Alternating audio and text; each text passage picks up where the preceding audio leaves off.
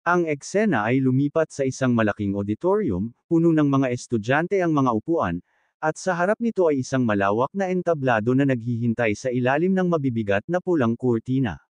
Sa itaas nito, nakalutang ang sagisag ng unibersidad.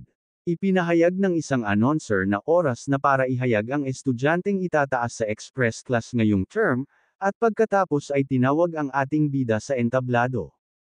Tumayo ang ating bida mula sa kanyang upuan at nagsimulang maglakad patungo sa entablado. Ang malaking sagisag ng unibersidad sa likod ng entablado ay nagbigay ng pamilyar na silweta, habang may mga bulong-bulungan sa karamihan. Sinabi ng mga estudyante na kamangha-mangha ang lalaki, na isang buwan pa lamang siya rito mula nang siya ay lumipat, at may isang nagbanggit ng festival at kung gaano kabaliw ang ginawa niya doon, imposible na isa lamang siyang tao. Pinanood ni Mateo na may halatang pagmamalaki, iniisip na dahil ang ating bida ay kanyang master, natural lamang ang reaksyon na iyon, at natawa siya sa kanyang sarili. Ipinagpatuloy ng announcer sa pamamagitan ng pagpapaliwanag na ang seremonya ng armband ang susunod, at na isang espesyal na panauhin ang inimbitahan. Inisip ng ating bida kung sino ang maaaring maging panauhin, at bahagyang natakot na ang taong iniisip niya ay dumating, isang pahayag na napatunayang totoo nang lumitaw si Lord Engulf sa pamamagitan ng mga kurtina. Hiniling ng announcer sa madla na tanggapin siya, at ibinigay ang entablado kay Lord Engulf. Si Engulf ay nagpakita ng isang mahigpit na figura, tulad ng isang mahigpit na ama na matagal nang gumamit ng mga pisikal na parusa, at narehistro ng ating bida ang kanyang pagdating na may isang gulat at seryosong pag-iisip na si Engulf ay talagang pumunta sa academy. Habang nakikipag-ugnayan si Engulf sa mga estudyante sa entablado, nagtatalaga ng mga armband, pinanood ng ating bida ng may paghihinala, nagtataka kung ano ang pakay ni Engulf. Lumapit sa kanya si Engulf at sinabing naaliw siya ng husto sa Sublime Heaven Festival sa pagtatanghal ng ating bida. Sinabi ng ating bida, isang karangalan. Pagkatapos ay iniharap ni Engulf sa kanya ang isang armband, lumapit, at bamulong ng mahina, pumunta ka sa aking estate ngayong gabi. Pinanood ng mga estudyante ang palitan ng malapitan, habang nakakunot ang noo ni Mateo, nagtataka, ano kaya ang sinasabi ni Engulf sa kanyang master? Nang kumaway si Engulf sa natitirang mga estudyante at umalis, dinurog ng ating bida ang armband sa kanyang kamay, nag-iisip ng may pag-aalinlangan at galit, ano ba ang binabalak mo? Dumating ang gabi, at ang eksena ay lumipat sa mansyon ni Lord Engulf. Pumasok ang ating bida sa estate kung saan yumuko ang butler at tinanggap siya, na nagsasabing inaasahan na nila siya. Habang naglalakad siya patungo sa silid kung saan naghihintay si Engulf, nag-alala siya sa mga intensyon ni Engulf at kung napagtanto ng lalaki ang kanyang tunay na pagkatao, nalaman ba niya na ako talaga si Misato? At isinumpo niya sa kanyang isipan na gusto niya ng mas maraming oras upang maghanda. Inaamin sa kanyang sarili na kung alam ni Engulf wala siyang ibang pagpipilian. Sa pasukan binuksan ng butler ang pinto, at naghanda ang ating bida, iniisip na ngayon mismo dito ay maaaring mauwi ito sa isang laban, pagkatapos ay pumasok sa silid kung saan nakaupo si Engulf sa isang mahabang mesa na naghihiwa ng steak gamit ang kutsilyo at tinidor, hinihiling sa kanya na umupo at sinasabing mag-uusap sila pagkatapos kumain.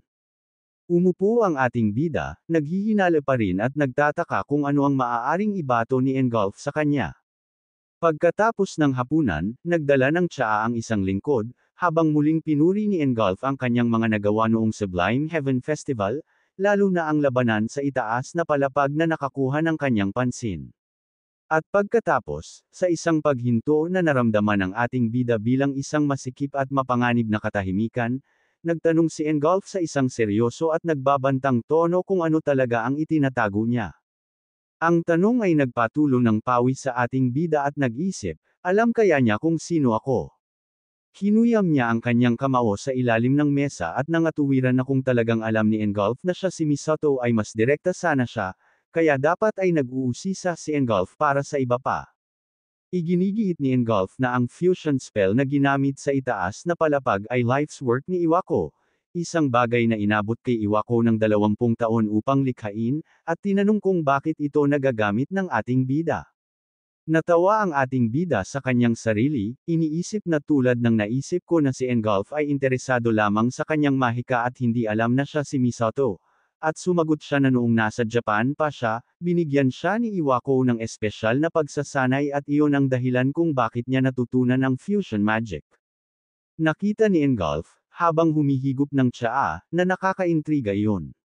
Nag-alok ang ating bida ng isang mahina at pekeng ngiti at sinabing utang niya ang lahat kay Iwako.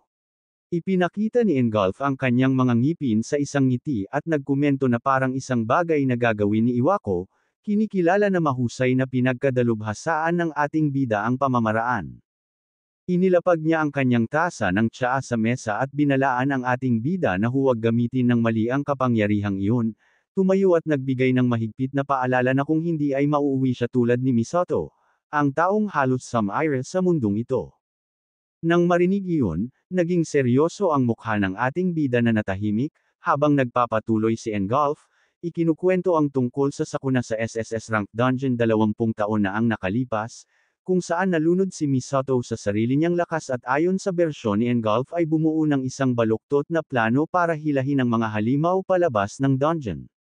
At puksain ang sarili niyang mga kaalyado. Dahil, pagkatapos noon, siya na lang ang natitirang bayani. Iyon daw ang masamang plano ni Misato na isinagawa niya noong araw na iyon. Sa kabutihang palad para sa kanila, pinigilan nila siya bago ito nangyari.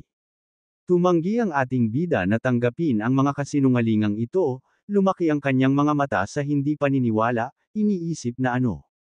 At sinusubukang pigilan ang galit na bumabangon sa loob niya, nanginginig ang kanyang kamay sa galit habang iniisip na kalokohan, ano ba ang nangyayari? At nagpa siya na walang paraan na palalampasin niya ito, mga bastos na ito, walang paraan na papayagan niya ito. Halos sumabog siya at malapit na niyang durugan si Engulf kung saan siya nakaupo. Ngunit sa sandaling iyon, bumaling si Engulf sa kanya at inulit ang kanyang babala, huwag mong hayaang lamunin ka ng iyong kapangyarihan. Pinatatag ng ating bida ang kanyang sarili, pinipigilan ang kanyang galit, at sumagot, sa loob at sa pag-uugali, na ang kapangyarihan ay kinakailangan upang labanan ang kasamaan, at gagawin niya ang lahat upang maging mas malakas kaysa sa sinuman. Nang makita ang determinasyon na iyon, lumaki ang mga mata ni Engulf at natawa siya, na sinasabing ang ating bida ay katulad pa rin ng dati noong festival, kasing interesante pa rin, at pagkatapos ay idineklara na gagantimpalaan niya ang espiritong iyon. Para sa susunod na cycle ng pagsasanay, papasok si Engulf bilang sparring partner ng ating bida kung kaya ng ating bida. Ang ating bida, nagtataka ngunit determinado, ay tumanggap, na sinasabing isang karangalan na makaharap siya. Ang eksena ay lumipat sa labas sa gabi pagkatapos ng hapunan at ang pag-uusap sa kanyang kaaway na si Engulf. At sa gitna ng karamihan, naglakad ang ating bida habang iniisip ang gabing iyon at ang imbitasyon, na idineklara sa kanyang sarili na iyon ang pinakamagandang gantimpala na mahihiling niya at nanunumpa, maghintay ka lang, dudurugin kita sa lahat ng mayroon ako at aayusin ang sama ng loob, ang pagkakanulo 20 taon na ang nakalipas.